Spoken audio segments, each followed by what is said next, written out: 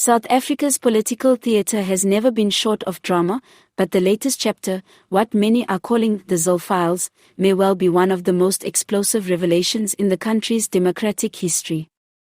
Helen Zille, a veteran political strategist and one of the most polarizing figures in opposition politics, has turned the spotlight squarely onto President Cyril Ramaphosa, claiming that the very foundation of his presidency is propped up by hidden deals, power games, and an inner circle of elites who manipulate outcomes behind the scenes.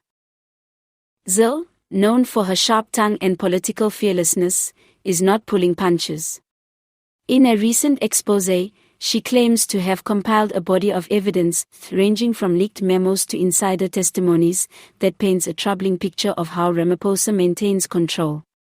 According to her, the president is not simply governing on the mandate of South African voters, but is instead navigating a chessboard where powerful business magnates, foreign interests, and ANC kingmakers pull the strings. At the center of the Zille Files lies the accusation that Ramaphosa's presidency is a compromise arrangement, forged in the smoke-filled rooms of Luthuli House and corporate boardrooms. Zille argues that Ramaphosa's rise after Jacob Zuma's downfall was less about reform and more about appeasing factions that had grown restless with Zuma's chaos but still wanted their slice of the state pie. This, she claims, explains the president's cautious and often indecisive style. He is constantly balancing competing interests rather than acting on principle. Critics of Zille have dismissed her revelations as nothing more than political theatre meant to score points against the ANC, but even among Ramaphosa's supporters, whispers of discomfort have grown louder.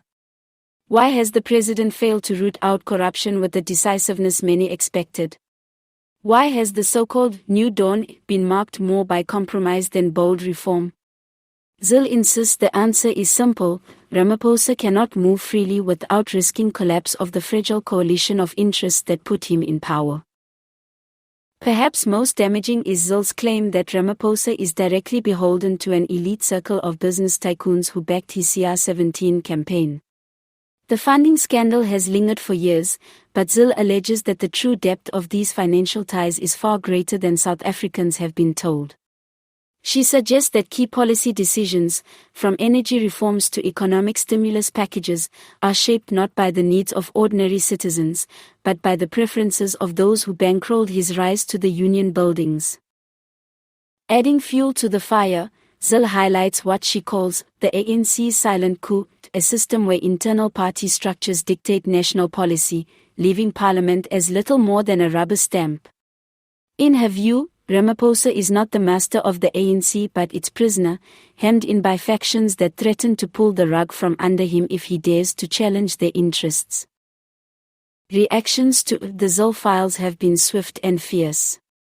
ANC insiders have blasted Zille for peddling conspiracy theories, accusing her of attempting to destabilize the government. Yet, outside the ruling party, civil society groups and opposition leaders have begun demanding a deeper look into Ramaphosa's backroom dealings. Calls for parliamentary inquiries into campaign financing and presidential accountability are gaining traction, raising the possibility of yet another political storm. Whether or not Zille's files contain the smoking gun she claims, one thing is clear: Ramaphosa's presidency is under renewed scrutiny.